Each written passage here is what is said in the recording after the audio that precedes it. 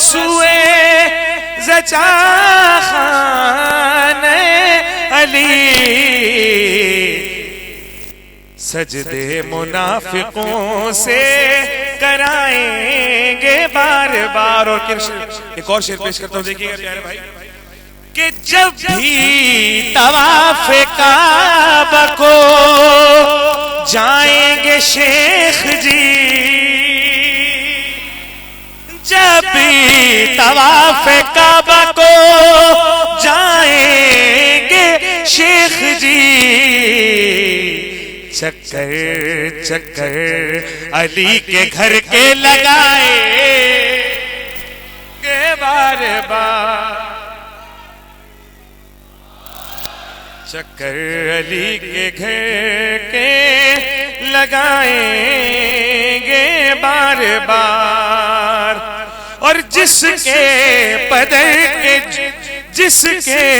پدر کو جھولا جھلاتے تھے جبرائیل, ہم اس کا خالی جھولا جھلائیں گے بار بار.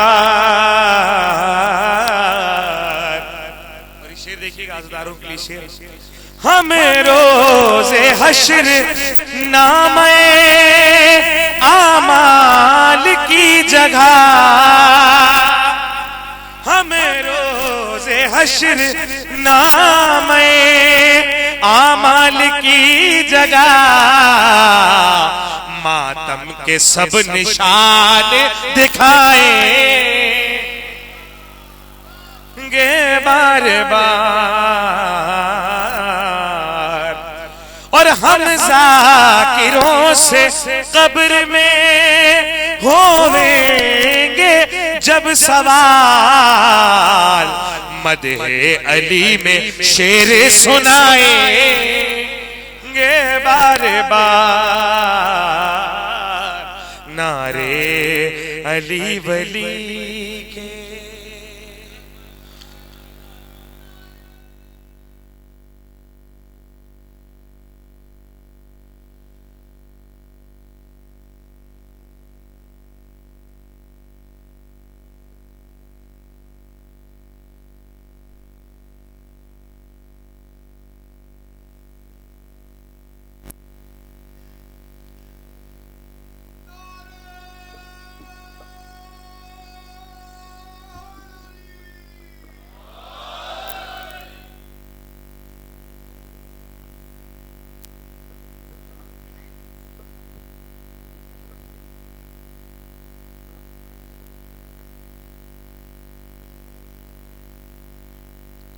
ایک اور صلوات پڑھیں آپ حضرات.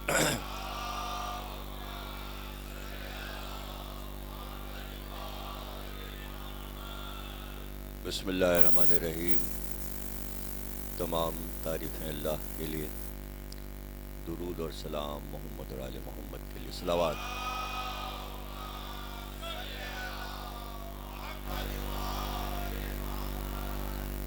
1434 ہجری کے عشرہ محرم امام بارگاہ کاظمین میں چوتھی تقریر آپ حضرات سماعت فرما رہے ہیں. غدیر سے کربلا تک کے موضوع پر ہم گفتگو کر رہے ہیں. واقعہ غدیر سرکار دو عالم کی زندگی کا آخری وہ کارنامہ ہے کہ جس پر اللہ نے تکمیل دین کی مہر لگا دی. غدیر کے بعد مدینے واپسی پر جو دن گزرے وہ انتہائی ہنگامی صورتحال اور وہ ایک خلف شہر کا زمانہ ہے. 18 ذی الحجہ کو واقعہ ہوا اور 12 دن ذیلحج کے اور پھر پورا مہینہ محرم کا اور پورا مہینہ سفر کا اور 28 تاریخ کو یعنی مہینے میں 2 دن باقی تھے، تو یہ پورا زمانہ بنتا ہے 2 مہینے 10 دن کا۔ یہ 2 مہینے 10 دن یعنی غدیر سے یوم وصال تک، یہ تاریخ کے ایسے اوقات ہیں کہ جن کو ہم ایک اشرے کی صورت میں قصر مسیب میں رضویہ میں پڑھ چکے ہیں۔ عنوان تھا رسول اللہ کے آخری لمحات۔ تو محفوظ ہے جو کچھ کہا گیا کہ یہ 2 مہینے 10 دن کیسے گزرے۔ اس میں اہم ترین بات سمجھنے کی یہ ہے کہ یہ 2 مہینے 10 دن غدیر سے جڑے ہوئے، اس لیے کہ ایک اعلان ہو چکا ہے اور اس پر نفاذ کا حکم ہو چکا ہے۔ نفاذ اللہ نے اپنی آیات کے ذریعے واجب قرار دے دیا ہے امت پر۔ ماننا نہ ماننا یہ امت کا عمل ہے، حکم اللہ کا ہے۔ اور نفاذ تلوار کے ذریعے نہیں ہے۔ اس پہ غور کر لیجئے کہ قولوا لا الہ، یہ نفاذ 13 برس صرف زبانی ہوا، لیکن 10 برس اس کا نفاذ تلوار سے ہوا۔ لا الہ الا اللہ کے ساتھ محمد الرسول اللہ بھی ہے، اور حکم ملا ہے کہ اگر زبانی نہیں مانتے تو پھر تلوار سے منوایا جائے۔ اس لیے ذوالفقار بھیجی گئی۔ تو اللہ اور رسول کو منوانے کے لیے ذمہ داری علی پہ ڈالی گئی، اس لیے تلوار بھیجی گئی۔ علی نے 10 سال کے عرصے میں ذوالفقار کے ذریعے پورے ملک عرب کو مجبور کر دیا کہ اب کوئی کافر نہ رہے۔ لیکن اب مسئلہ یہ تھا کہ کافر تو نہ رہے۔ مکے کی زندگی تک 2 گروہ تھے، یا مسلمان تھے یا کافر تھے۔ اب کافر کوئی نہ رہا، سب مسلمان ہو گئے۔ تو اللہ نے سورہ اتارا، سورہ منافقون کا ہو تو گئے ہیں سب مسلمان، لیکن پھر 2 گروہ ہیں، ایک مسلمانوں کا، ایک منافقین کا۔ کافروں سے لڑنا آسان تھا، اس لیے کہ وہ کھل کے سامنے تھے۔ یہ اصطلاح قرآن نے پہلی بار متعارف کرائی، لفظ منافق۔ پہلے یہ لفظ نہیں ہوا کرتا تھا، اس کی ضرورت بھی نہیں تھی۔ جب ایسا ہوا تب لفظ کی ضرورت پڑی کہ صورتحال یہ ہو گئی کہ لا الہ تو کہہ لیا، لیکن اللہ بار بار اپنے حبیب پہ یہ آیات اتار رہا تھا کہ یہ کلمہ تو پڑھ رہے ہیں اور یہ زبان سے کہہ رہے ہیں، لیکن ان کے دل تک لا الہ نہیں پہنچا۔ جب یہ اطلاع اللہ نے اپنے حبیب کو دے دی تو تفصیل بتا دی کہ کچھ وہ ہیں جنہوں نے زبان سے کہہ کر دل کو بھی طاہر بنا لیا ہے، کچھ وہ ہیں جو مصلحت کی بنا پر زبان سے تو کہہ رہے ہیں لیکن دل میں ارادے کچھ اور ہیں، اور اس انتظار میں ہے کہ ہم اپنا آبائی دین پھر واپس لائیں گے۔ تو اس صورت میں اسلام اس بات کی اجازت نہیں دیتا کہ جو کھل کر میدان میں نہ آئے آپ اسے قتل نہیں کر سکتے، آپ اسے مار نہیں سکتے، پتہ ہے آپ کو، لیکن آپ ایسا نہیں کر سکتے اس لیے کہ اگر آپ ایسا کریں گے تو وہ یہی کہے گا ہم تو لا الہ کہتے ہیں، تو لا الہ کہتے ہیں۔ تو اب ظاہر ہے کہ یہ لڑائی مشکل ہو گئی۔ کافر تو میدان جنگ میں آ گیا، بدر میں آ گیا، جائیے مقابلہ کر لیجئے، احد میں آ گیا، جائیے مقابلہ کر لیجئے، جنگ احزاب میں آ گیا، جائیے مقابلہ کر لیجئے، خیبر میں آ گیا، جائیے مقابلہ کر۔ یہ میدان میں ہی نہیں آ رہے اور کبھی بھی نہیں آئیں گے، اس لیے کہ ان کا جو دلی عقیدہ ہے وہ ان کو سامنے نہیں آنے دے گا، تو وہ جاری و ساری ہے، وہ جاری و ساری ہے، میدان میں نہیں بلکہ گلیوں میں، موٹر سائیکل میں، بس میں، کار میں، بارود میں۔ اچھا اب چونکہ چہرہ چھپانا ہے، اصل مسئلہ تو اس میں یہ ہے کہ کافر تو اپنا چہرہ لیا، ابو جہل کہہ رہا ہے میں کافر ہوں، چہرہ لیے کھڑا، یعنی آپ اس کے کفر کا جو بھی کہیے آپ اس کو کہ کتنا پکا ہے وہ، کہ قاتل اس کے سر پہ پہنچ گیا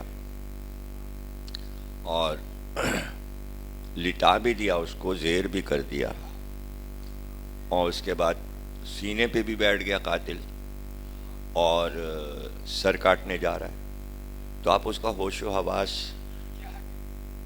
کو دیکھیے کہ کہتا ہے کہ بھئی عرب میں گلا یہاں سے کٹتا ہے، اس جگہ سے، نرقرے سے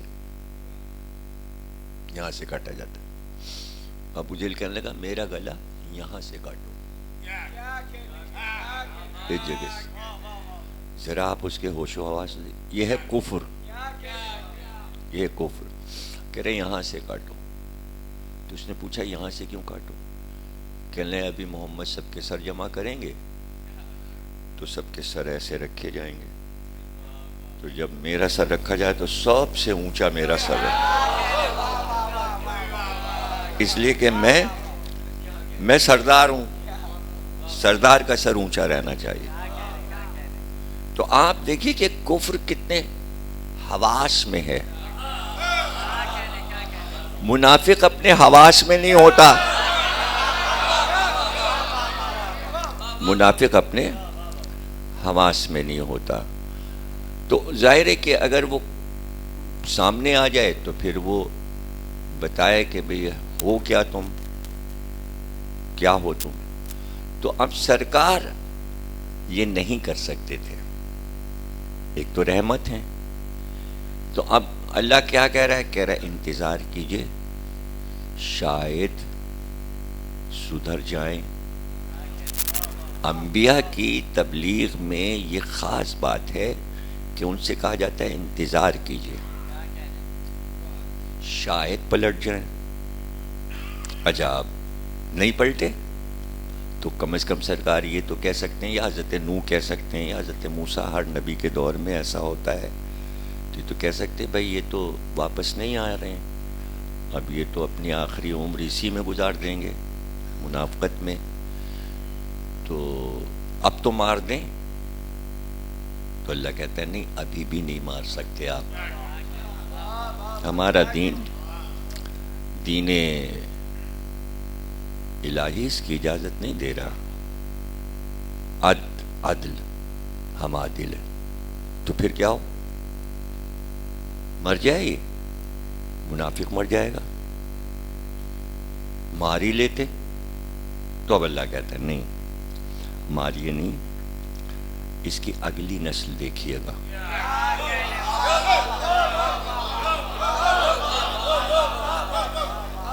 اگلی نسل بھی آ گئی. اللہ کہتا ہے اب اس کے بعد والی نسل بھی دیکھ لیں. اب بھی نہیں ہے. اب کیا ہو؟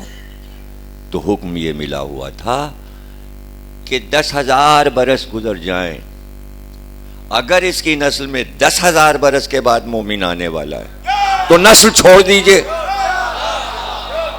اب سمجھے منافقوں کو کیوں چھوڑا گیا؟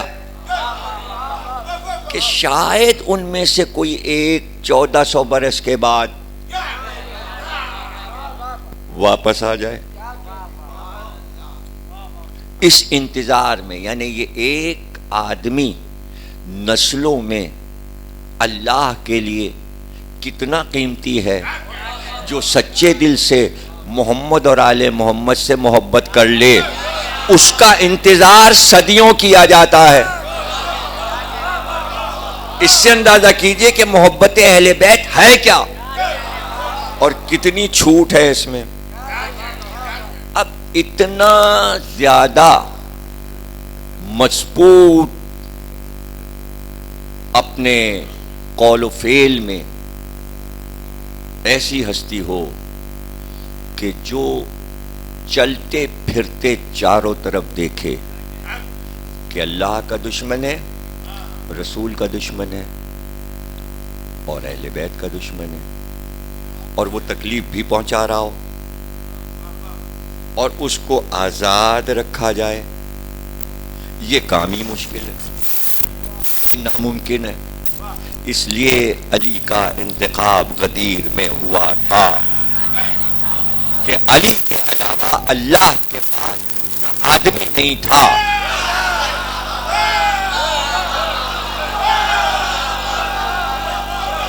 یہ کام تو انبیاء سے نہ ہو سکا. کہاں ہو سکا؟ سنا چکا میں کہ پچھلی تقریر میں کہ حضرت نوح کے لیے قوم نے اپنے بچوں کو یاد کرایا تھا کہ اس کو پتھر مارا کرو، پتھر مارا کرو. تو جب بچوں کو لے کے آئے اور کہا کون دیوانہ ہے، دیوانہ ہے، اور کہہ کے پتھر مارو. دیکھو تو ذرا اس کو کہ یہ دیوانگی ہے کہ پانی کہیں نہیں ہے اور یہ کشتی بنا رہا ہے. اتنی بڑی کشتی چلے گی کہاں؟ اس بات پہ مارو، اس بات پہ مارو. تو جب بچوں نے بے انتہا پتھر مارے اور پتھروں میں چھپ گئے حضرت نوح، تو اس دن کہا اللہ سے کہ اب کشتی بھی بن گئی اور ظلم کی انتہا ہو گئی، اس لیے اب لا عذاب. تو اللہ لے آیا عذاب. گویا حضرت نوح نے ایک حد مقرر کر دی کہ بس اب یہ فنا ہوں اور مارے جائیں، یہ مارے جائیں، اب یہ فنا کر دیے جائیں. اب یہ نہیں کہیں گے لا الہ، اب یہ واپس نہیں آئیں گے اللہ کے دین کی طرف. انتظار کتنا ہو اس کی حد انبیاء کی مقرر ہے. علی سے کہا گیا حد مقرر نہیں ہے، تو علی نے کہا حد میں دیتا ہوں، 25 برس تو میں چپ بیٹھوں گا، اس کے بعد دنیا میرے بیٹے کا انتظار کرے گی.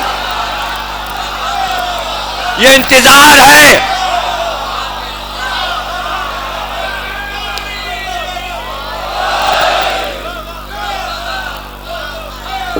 اب انتظار سمجھ میں آیا؟ یہ انتظار کیوں ہے؟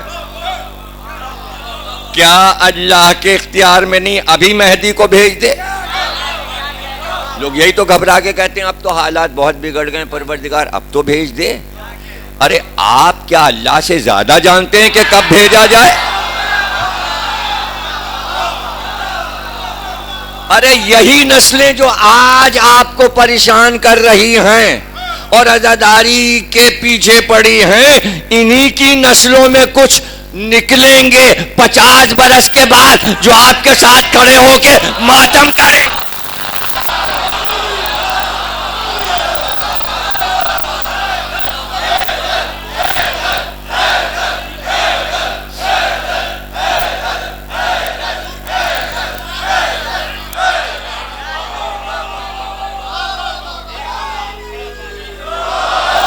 تو سن لو، مہدی کا انتظار نہیں ہے، کافروں کی اولادیں جو محب اہل بیت بننے والی ہے ان کے مذہب کا انتظار ہے. اب سمجھے، یعنی بھلائی انسانیت کی ہے، یہ فلاح ہے، وہ چاہتا ہے، چونکہ جبر نہیں ہے اس کے ہاں. تو پھر جب آدم آئے تو اسی وقت سب کو کلمہ پڑھوا لیتا، یہ سب قصہ ہی نہ ہوتا. چونکہ مادی نقطۂ نظر سے انسانوں پر چھوڑا گیا کہ آپ اللہ کو مانیں اور اس کے دین کو مانیں. اگر جبر سے ہی کرنا ہوتا تو فرشتے کیا کم تھے، اس کے پاس سب سے آسان ترکیب ملک الموت تھے. موت تو سب کو آنی، کل نفس ذائقۃ الموت، ملک الموت تو سب کے پاس آئیں گے. تو کسی کے پاس 70 پہ، کسی کے پاس 80 پہ، کسی کے پاس 90 پہ. تو ایک ہی دورہ تو ہوتا ہے، ان کا دورہ ایک ہوتا ہے. 2 دورے کر دیتا، اس کے اختیار میں تھا. ایک دورہ یہ ہوتا کہ آیا اور قریب رکا اور کا کہتا ہے تو علی ولی اللہ یا نہیں.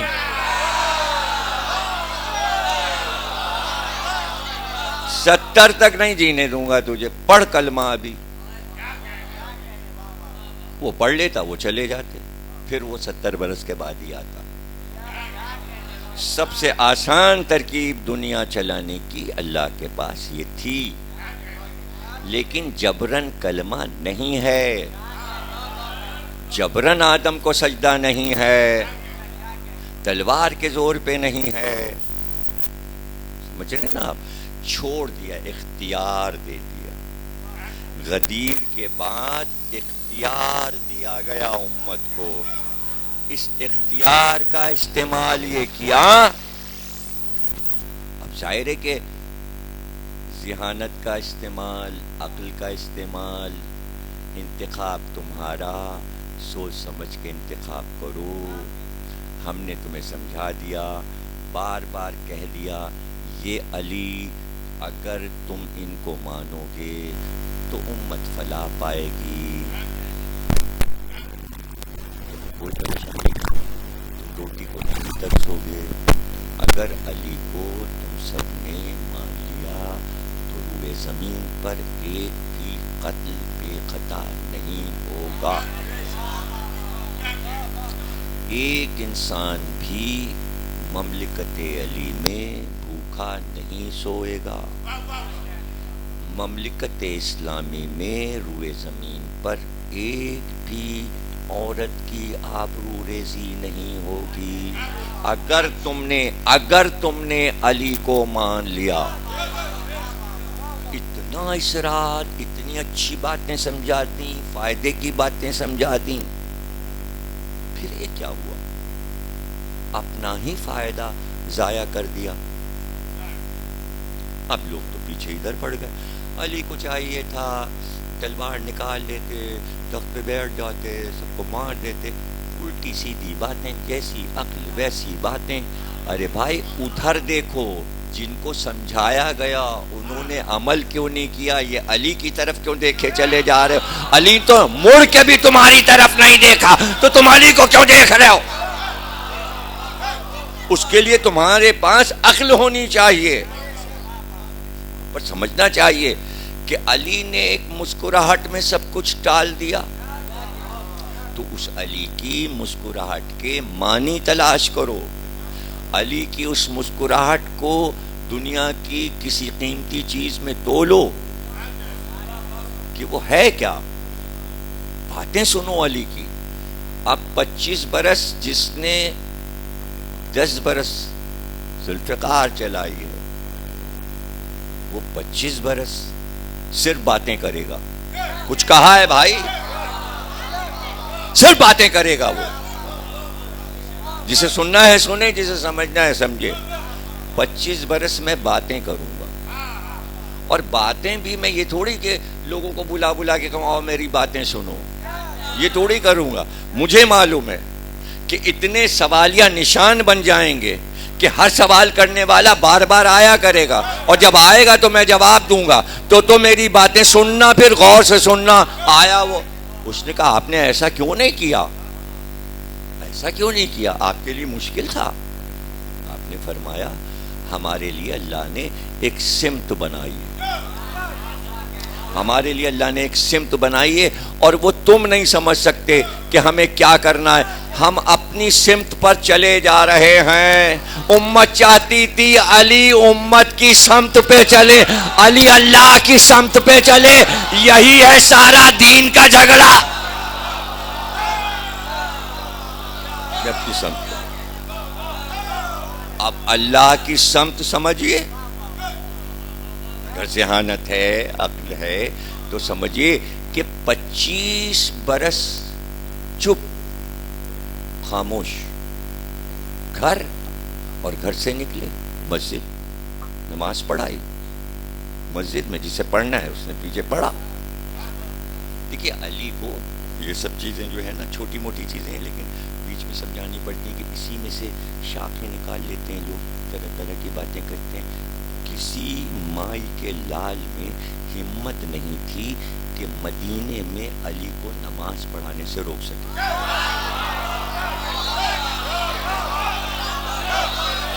یہ باتیں آپ لوگوں کے لیے بڑی امپورٹنٹ ہیں. یہ چھوٹی چھوٹی باتیں, دیکھیے وہ اپنے وقت پہ علی کو جانا ہے. مؤذن کا انتظار علی کو نہیں کرنا, خود اذان دیں گے. اس لیے کہ علی ہی اذان ہے, علی ہی نماز ہے. اب اگر ڈرپوک ہے تو بیٹھ جائے گا کہ بھئی ابھی تو سرکاری نماز ہوگی. اب سرکاری نماز کے تو پروٹوکول ہوتے ہیں.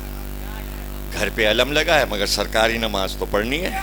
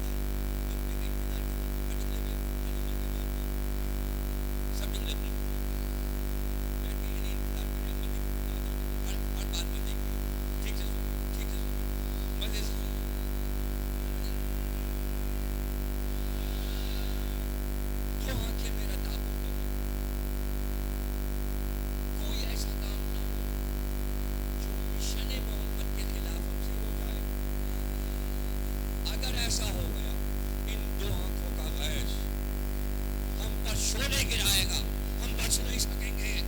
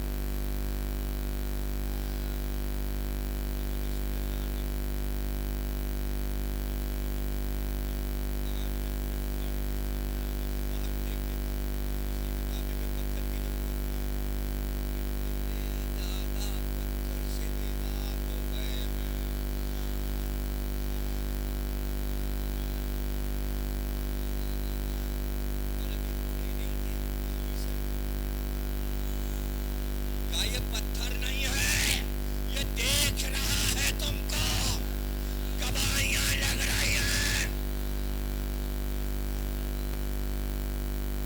زندہ ہے۔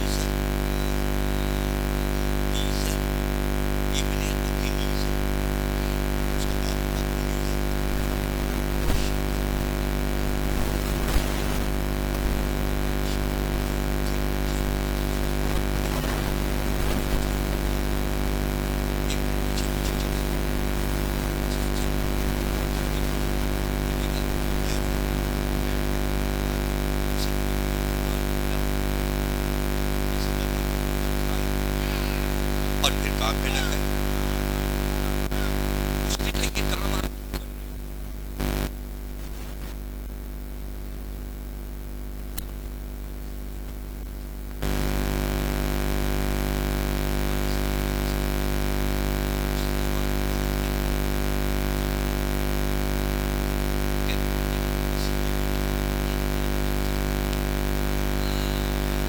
پہلو میں پلا تھا پسینے میں نہا گیا تھک گیا تو بیٹھ گیا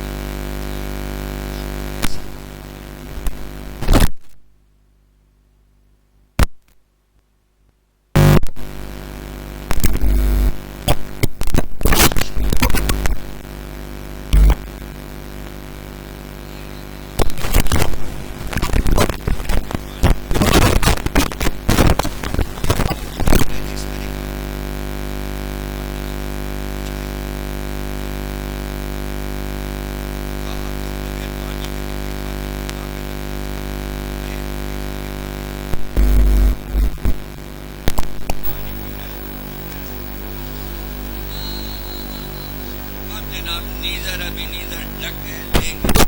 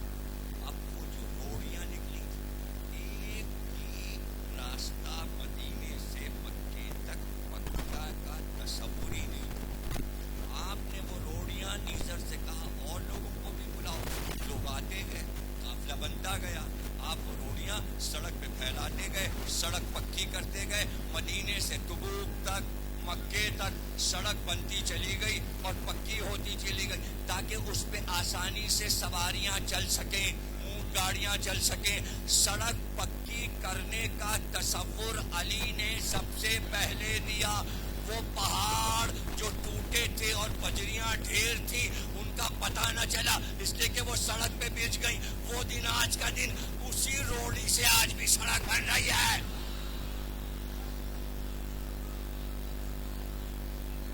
ہو گئی۔ اب وہ جو چٹانیں رکھی تھی وہ لگ رکھی تھی، ڈیزر نے دیکھا کہ جب سڑک تیار ہو گئی، مکے تک میلوں تک بنتی چلی گئی، پھر اس کے بعد تیاری کے بعد نیزر نے دیکھا کہ علی نے پھر ان چٹانوں کو اٹھانا شروع کیا۔ ایک چٹان اٹھائی، کاندھے پہ رکھا اور قدم سے قدم ناپتے چلے، ناپتے چلے، ناپتے چلے اور ایک جگہ ٹھہرے اور پھر مڑ کر اس راستے کو دیکھا جس پہ آئے تھے اور کہا نیزر یہ علی کا 1 میل، یہ کہہ کے پتھر گاڑا، اس پہ لکھا پہلان۔ پھر دوسرا پتھر اٹھایا، وہاں سے ناپا، یہ علی کا 2 میل، یہ 3 میل۔ میل کے پتھر لگاتے گئے۔ یہ جو آپ راستے میں میل کے پتھر دیکھتے ہیں اس کے موجد بھی علی ہیں۔ اس علم کو کیا کہتے ہیں؟ اس علم کو کیا کہتے ہیں؟ آج کہتے ہیں سوشیالوجی، عمرانیات۔ جس کا باپ عمران ہو وہی عمرانیات کہتے ہیں۔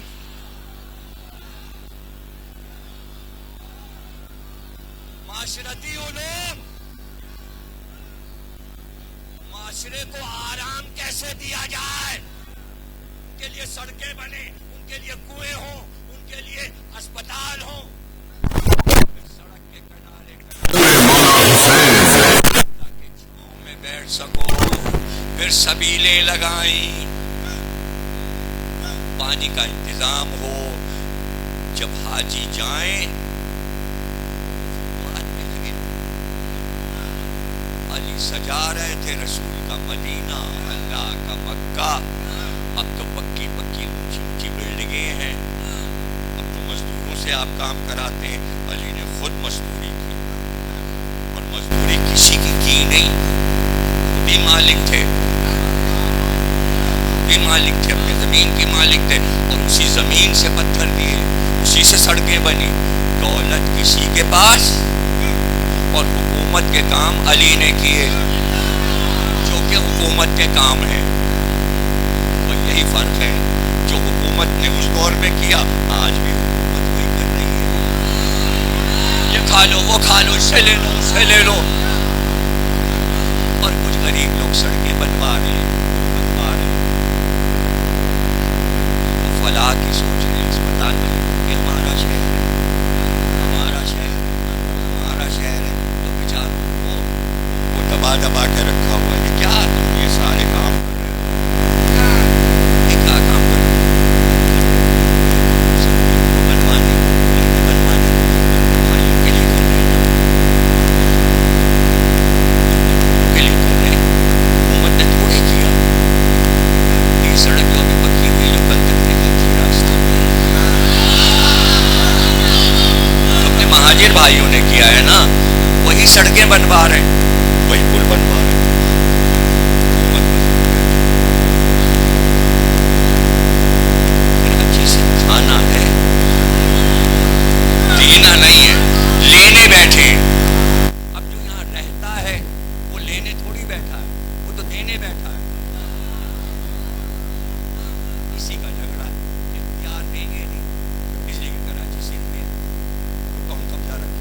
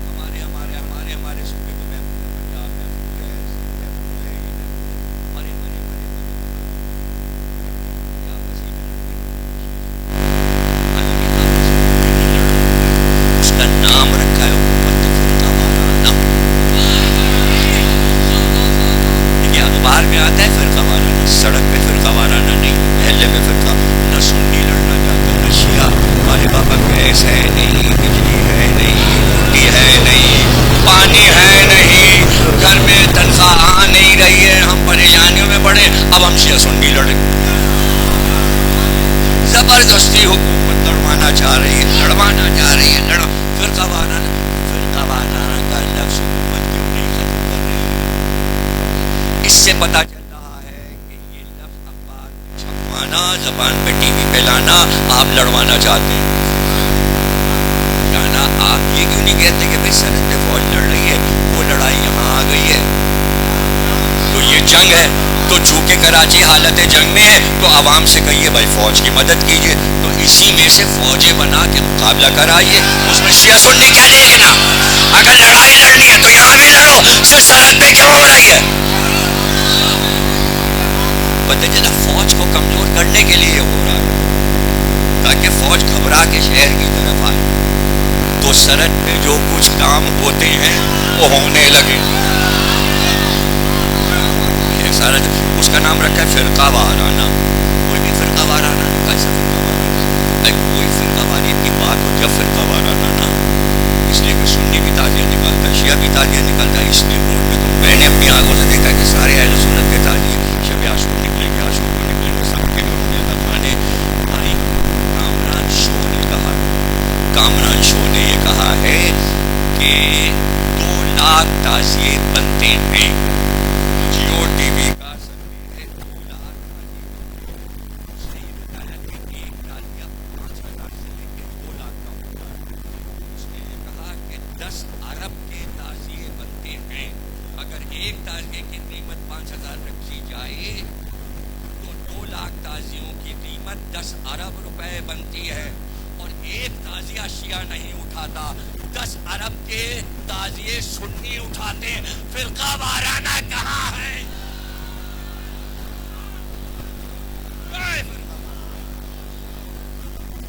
جھوٹ کتنا بول رہے ہیں، جھوٹ کتنا اس سے بڑا اور کوئی میڈیا کا یہ نہیں کہتا کہ مت کہیے، اس لیے کہ یہاں فرقہ ہے ہی نہیں۔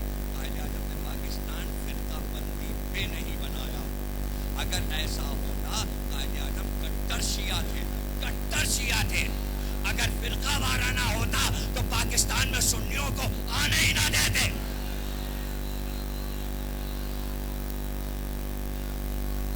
آئے شیعہ آئے، سنی آئے، مسلمانوں کا ملک ہے، ایک شیعہ نے بنایا دونوں کے لیے۔ یہ کیا نام رکھا ہوا؟ یہ میں نے لگانا جو ہے کہ ابن خلدون نے طریقہ بتایا ہے، 5 جلدوں میں یہ بتایا ہے مسلمان حاکم کو حکومت کیسے کرنا چاہیے اور حکومت کرنے کا طریقہ کیا ہے۔ پاکستان پوسٹ میں وہی کتاب پڑھائی جاتی ہے، اب وہی پڑھ کے جب آئیں گے حاکم بنیں گے تو دماغ میں تو وہی گھسا ہے۔ وہ کہہ رہا ہے حکومت مضبوط نہیں ہو سکتی جب تک آپ 2 مذہب والوں کو آپس میں نہیں لڑوائیں گے اور قتل عام جگہ جگہ نہیں کروائیں گے۔ جتنا قتل کروائیں گے اور جتنا فرقہ وارانہ اور تعصب پھیلائیں گے، آپ کی حکومت مضبوط ہوتی جائے گی، مضبوط ہوتی جائے گی، مضبوط ہوتی جائے گی۔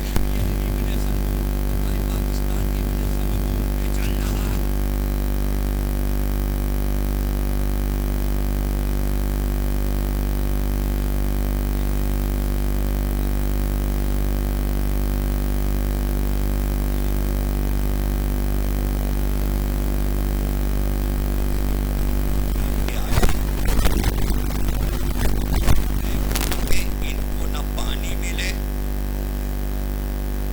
روشنی ملے نہ ان کے لیے سڑکیں بنے، نہیں، چونکہ پوری امت رسول علی کی نگرانی میں دے کے گئے ہیں اور اس امت کو ظہور مہدی تک لا الہ کہتے رہنا ہے، تو علی کا ایک وعدہ ہے کہ یا رسول اللہ محشر میں جب یہ آئیں گے ان میں ایک بھی ایسا نہیں ہوگا جو لا الہ کہہ کر پھر بت پرستی کی طرف چاہے، میں جانے ہی نہیں دوں گا۔ تو وعدہ تو علی پورا کریں گے۔ اب یہ دوسری بات ہے کہ جب حسین کو قتل کیا جائے تو لا الہ والا ہی آئے۔ دیکھیے لا الہ والا حسین کو قتل، غدیر سے کربلا تک لا الہ والا حسین کو قتل کرنے آیا، کیوں؟ کافر کیوں نہ آیا؟ بت پرست کیوں نہ آیا؟ کیوں؟ اس لیے کہ پورے عرب میں علی نے کسی کو بت پرست نہیں ہونے دیا۔ چاہا علی نے کہ میرے بیٹے کے قاتل یہی ہوں. کیوں؟ اس لیے کہ علی نے کیا ان پر احسان. سڑکیں بنائیں، زراعت دی، دانا دیا، آرام آسائش 25 برس سب کچھ دیا، اور پھر یہی آئیں اور دونوں بیٹوں کو قتل کر دیں، حسن اور حسین کو، یہی لا الہ والے. تو پھر علی فخر سے کہیں کیسا ہے میرا یہ قول، جس پر احسان کرو اس کے شر سے ڈرو. ارے قائد اعظم زندہ ہوتے تو ہم اسے کہتے کہ آپ کو علی کا قول یاد نہیں تھا، جس پر احسان کرو اس کے شر سے ڈرو.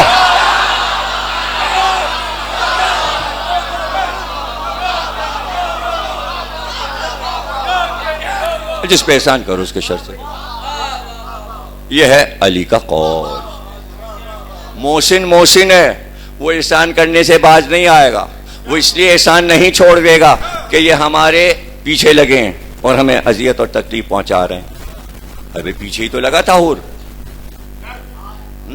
گرفتار کرنے آیا تھا، قتل کرنے آیا تھا، احسان کر دیا، پانی پلا دیا. احسان سے باز نہیں آتے بنی ہاشم، چونکہ وہ محسن اسلام نہیں ہے، صرف وہ محسن انسانیت ہے. انسان کسی شکل میں آئے اس کے محسن ہے. یہی اللہ کا اور ان کا معاملہ ہے، جس کو علی نے کہا ہمارے لیے ایک سمت ہے. اور مشکل سے 25 برس میں شاید 6 برس میں آپ کو سنا سکا ہوں. تو ابھی تو کتنے سال باقی ہیں، اور 50 کا بتانا ہے آپ کو کہ 50 برس ہوتا کیا رہا، اور ایسے بچا کے بتانا ہے نہ آپ کو برا لگے نہ آپ کو برا لگے.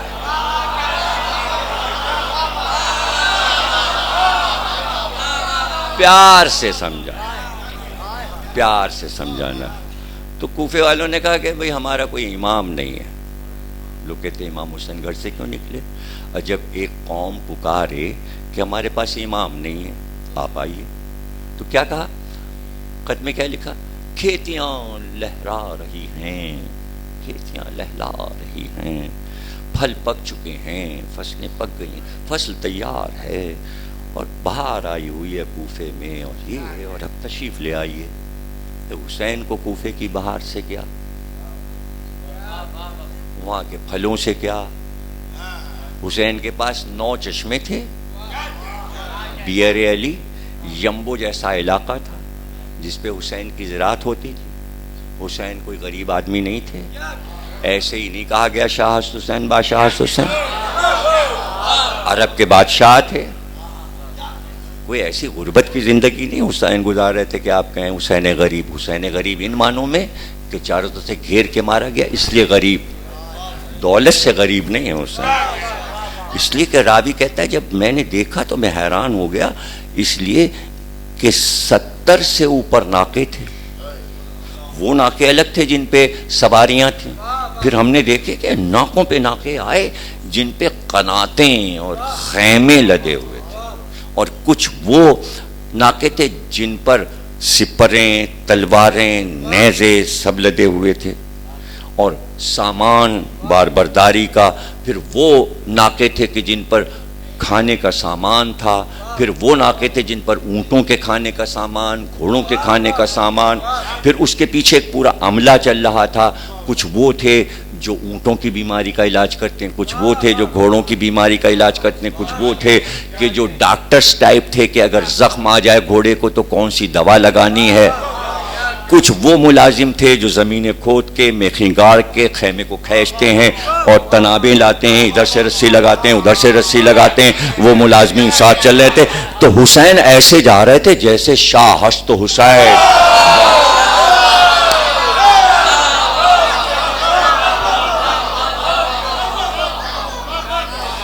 کل گھر کا سامان لے کر. اب جو آپ دیکھیں نا یہ سب سنتے ہیں تو اس کا بیک گراؤنڈ بھی جانیے کہ صندوق کھولا، رسول کا امامہ نکالا، علی اکبر کے باندھا. صندوق کھولا، قاسم کا لباس نکالا، امام حسن کا لباس قاسم کو پہنایا، نالینیں بھی پہنائی. کیا مطلب؟ یعنی صندوق بھی چلے ہیں. مولا علی کے تبرکات، امام حسن کے تبرکات، رسول اللہ کے تبرکات. تو صندوق چلیں جبھی تو عاشور کی صبح کو آ کے اونٹ پہ بیٹھ کے آئے اور عمر سعد کو مخاطب کیا امام حسین نے, ناقے پہ بیٹھ کے آئے. صبح سویرے جو خطبہ دیا وہ ناقے پہ بیٹھ کے دیا, اس کے بعد گھوڑے پہ دیا. پہلا خطبہ ناقے پہ, اس لیے کہ عرب کی تاریخ میں یہ لکھا ہے کہ اگر سردار ناقے پہ بیٹھ کے میدان جنگ میں آئے اس کے معنی وہ جنگ نہیں کرنا چاہتا. ناقہ امن کی نشانی تھا, اگر گھوڑے پہ آ جائے اس کے معنی جنگ کرنا چاہتا. تو پہلا خطبہ آ کے مخاطب کیا اور اس کے بعد کہا یہ امامہ کس کا ہے, یہ ابا کس کی ہے, بتایا یہ تلوار کس کی ہے, یہ زرہ کس کی ہے. یعنی سب رسول اللہ کا سامان لے کر آئے. جبھی تو یہ بتا رہے ہیں یہ امامہ کس کا ہے, یہ ابا کس کی ہے, یہ قبا کس کی ہے, یہ کمر کا پٹکا کس کا ہے. تو تبرکات ساتھ آئیں.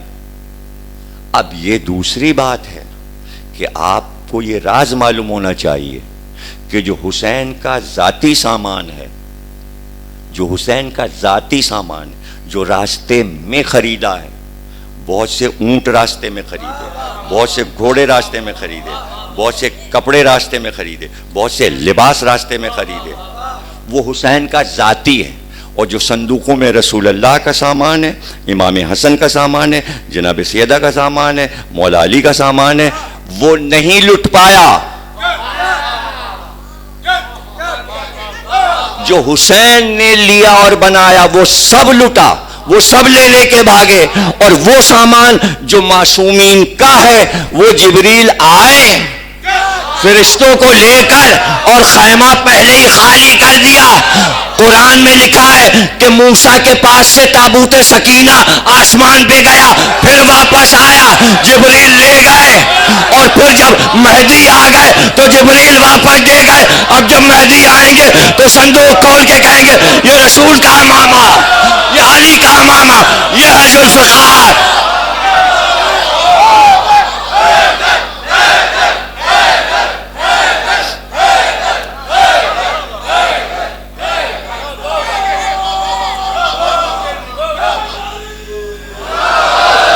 تو طویل مضمون ہو جائے گا, ورنہ ایک جملہ عرض کر دوں کہ جب امام حسین علیہ السلام آئیں گے اور ملاقات ہوگی ایک جگہ پر خانہ کعبہ میں امام مہدی سے, تو امام حسین پوچھیں گے مہدی وہ سب سامان کہاں ہے.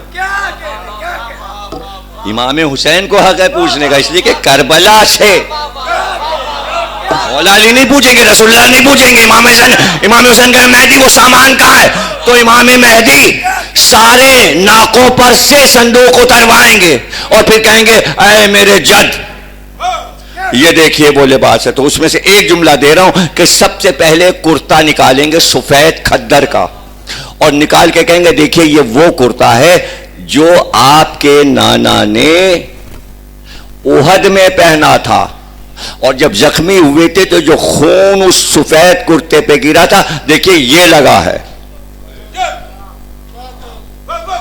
امام حسین دیکھیں گے اپنے نانا کے کرتے کو, احد والا کرتا, تو وہ سب امام کے پاس ہے. یعنی تابوت سکینہ تبرکات امام کے پاس ہیں. اب یہ سمجھانا اور بتانا دنیا کو, آپ معرفت والے لوگ اگر ہیں تو آپ کے لیے کیا مشکل ہے, کیسے پہنچا, کہاں پہنچا, کیا ایک پورے داستان ہے, کتابیں ہیں اور حوالے ہیں کہ گھوڑا کیسے وہاں پہنچا, عباس کا علم کیسے پہنچا. اس میں پریشانی کی بات نہیں ہے, کیا چیز کہاں کیسے پہنچتی ہے اس کی بھی ایک پوری کہانی ہوتی ہے. وہ سب پہنچی, طریقہ ہے پہنچنے کا, کیسے پہنچا. اگر تفصیل آئی تو پھر حسین آباد کے اشرے میں 11 محرم سے شروع ہوگا شجاعت بنی ہاشم کے موضوع پر, اس میں بتائیں گے یہ سب چیزیں کیسے پہنچیں. ہیں ان کے گھر میں, ان کے پاس, ان کے قریب, اور وہ بیٹھے ہوئے مسلح پر, سامنے جہاں بیٹھتے ہیں وہاں عباس کا علم, وہ پھریرا جس میں لہو لگا ہے عباس کا. لیکن وہ علم آپ تو کھولتے ہیں, علم پھریرے کو آپ پھیلائیں گے 8 کو جب علم نکالیں گے, لیکن امام حسین کا وہ علم جو امام کے سامنے وہ لپٹا ہوا ہے, گویا عزا خانے کے سامنے بیٹھ کے نماز پڑھتے ہیں. مصلی جو ہے امام کا وہ عباس کے علم کے سامنے ہے, اور ذوالفقار امام کے سیدھی طرف، سیدھے ہاتھ کی طرف پہلو میں رکھی ہوئی ہے، نیام کے اندر. اور جو گھر کا صدر دروازہ ہے امام کا، وہاں پر ذوالجناح تیار، یعنی کسی کے لانے کی ضرورت نہیں. یہ کہ اس وقت وہ کسا جائے زین اور اس پر لگام اور لجام ڈالی، نہیں، تیار ہے ذوالجناح، تیار ہے. اور جیسے ہی عرش سے آواز آئے گی مہدی ظہور ہو گیا، جیسے ہی آواز ایک دم جبریل کی آئے گی، تڑپ کے ذوالفقار نیام سے باہر، علم کا پھرائرا کھل جائے گا. ذوالجناح وہاں سے چلتا مصلی کے قریب آئے گا. بس اتنی دیر لگے گی کہ تلوار اٹھائیں گے، علم لیں گے، ذوالجناح کے پاس سوار ہو جائیں گے اور چند لمحے میں کعبے میں ہوں گے.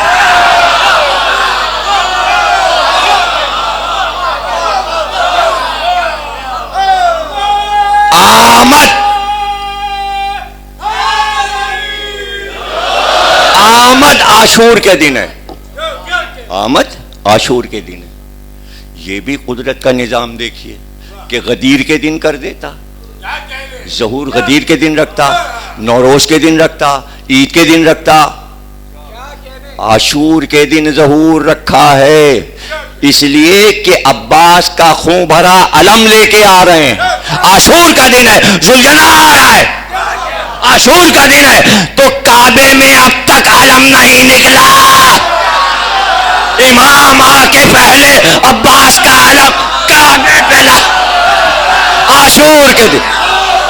اور جو طواف کر رہے ہوں گے ان سے کہیں گے ادھر آؤ، ماتم کرو.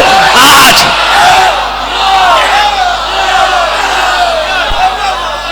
ماتم کرو. یہاں سے جلوس چلے گا کربلا. جلوس کا مطلب سمجھے؟ جلوس کا مطلب ہے تعزیت. تعزیت جلوس تو دنیا میں یہی ہوتا ہے نا، کاندھے پہ جنازہ لے لیا، مجمع چلا، اسی لیے تو جلوس نکلتا ہے. کہ کربلا میں کسی کا تابوت نہیں اٹھا، کسی کا تابوت نہیں اٹھا. اور ابھی پڑھ کے آ رہا ہوں کہ اون محمد کے لاشوں پہ زینب نے کہا اگر مدینے میں مرتے تو ماں تمہارے جنازے بہت دھوم سے اٹھواتی. بہت سی باتیں حضرت زینب نے بچوں سے کی ہیں، بہت سی باتیں کی ہیں شب عاشور. بچے بار بار پوچھ رہے ہیں خیبر کا حال سنائیے کہ نانا کیسے لڑے. اور کبھی چھوٹا کہتا ہے اماں ہمیں موتا کا حال سنائیے کہ ہمارے دادا جعفر طیار نے کیسے جنگ کی. حضرت زینب بتا رہی تمہارے دادا لڑ رہے تھے موتا کے میدان میں اور گھوڑے پر سوار تھے. یلغار کی لشکر نے تو گھوڑے سے اتر گئے اور پیدل چلنے لگے اور دونوں ہاتھوں سے تلوار چلاتے جاتے تھے اور لڑتے جاتے تھے. تو یہ عالم تھا کہ موتا کا میدان تھرانے لگا. اس شان سے تمہارے دادا نے بازو کٹوائے ہیں، تمہارے دادا نے علم کی حفاظت میں شانے کٹوا دیے. اب جوش بڑھتا جاتا ہے اون بن عبداللہ کا. اور ادھر چھوٹا پوچھ رہا ہے ذرا بتائیے خیبر میں ہمارے نانا نے در خیبر کیسے اکھاڑا تھا. اور حضرت زینب بتا رہی ہیں اور کہتی ہیں حسین سے کہ اگر عورت پر جہاد ساقط نہ ہوتا تو بھیا زینب آپ کی نصرت کرتی، لیکن دونوں بچوں کو میں نے دودھ پلایا ہے، یہ میرا شیر پیے ہیں، میں یہ سمجھوں گی کہ میدان جنگ میں میرے بچے جو نصرت کر رہے ہیں یہی میری نصرت ہے. تو صبح سے یہ تمنا تھی کہ بچوں نے رات بھر تو یہ باتیں کی ہیں، ان کو پہلے جانا چاہیے. لیکن جب مسلم کے بچوں کے لاشیں آ گئے تو بے قرار ہو گئیں. ابھی مجلس کے بعد دونوں شہزادوں کا تابوت آپ کے سامنے آئے گا. اور آج پرسے کا دن ہے، 4 تاریخ کو ہم زینب کے راج دلاروں کا ذکر کرتے ہیں. پرسہ کس کو دیتے ہیں؟ ارے بچوں کی نانی سیدہ کو پرسہ، ماں زینب کو پرسہ، نانا علی کو پرسہ، جد رسول خدا کو پرسہ. کیا سب آئے نہیں ہوں گے اون محمد کی تعزیت لینے؟ اون و محمد کا پسا لینے کس دل اور جگر کی ماں تھی کہ بلا کر حسین کو یہ کہا میں نے دونوں بچوں کو صدقے کر دیا. 7 بار حسین کے گرد پھری اور کہا صدقے کو گھر میں نہیں رکھا جاتا, اب بچوں کو بھیج دیجئے. 2 گھوڑے سجے ہوئے آئے, ایک گھوڑے پر اون کو عباس نے سوار کیا, دوسرا گھوڑا آیا علی اکبر نے محمد کو سوار کیا. حسین بھانجوں کو جاتے دیکھتے رہے, آنکھ سے آنسو ٹپکتے رہے. ہاں بچوں کی لڑائی دیکھ رہے تھے, کیوں نہ ہو یہ تو جعفر کے پوتے ہیں, علی کے نواسے ہیں. حسین جانتے تھے شجاعت سے جنگ کریں گے, لیکن جب حملہ کرتے ہوئے قلب لشکر تک پہنچے تو حاکم نے حکم دیا کہ چاروں طرف سے نیزوں سے گھیرا جائے اور ایک ساتھ نیزوں کا حملہ کیا جائے. ایک ساتھ کئی سو نیزے بچوں پر جو چلے تو بچے ڈگمگائے اور آواز دی مامو جان آپ پر سلام. عباس چلے, علی اکبر چلے, ایک کا لاشا عباس لائے, ایک کا لاشا علی اکبر لائے. فضا نے خیمے کا پردہ ہٹایا, لاشیں آئے. بیبیاں یہ سمجھی کہ زینب روئیں گی. ام لیلا نے کہا زینب کا بازو پکڑو, رباب نے کہا بازو پکڑو, مگر زینب روئی نہیں, سجدہ کیا اور سجدہ کر کے کہا پروردگار زینب کی قربانیاں, ماتم حسین.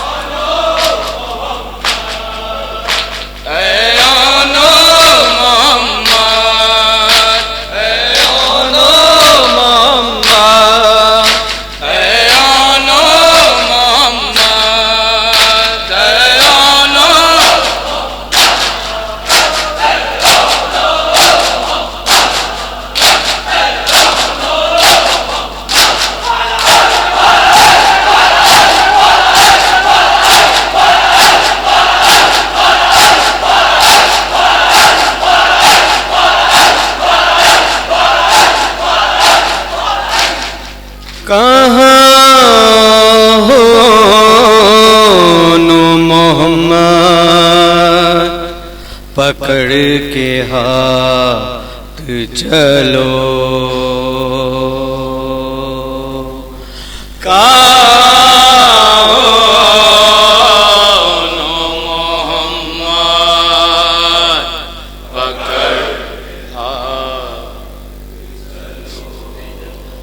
کہاں محمد پکڑ کے ہاتھ چلو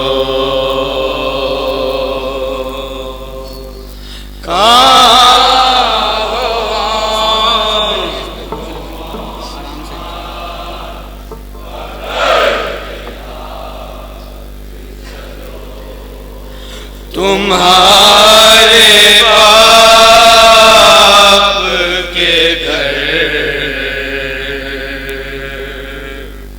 جا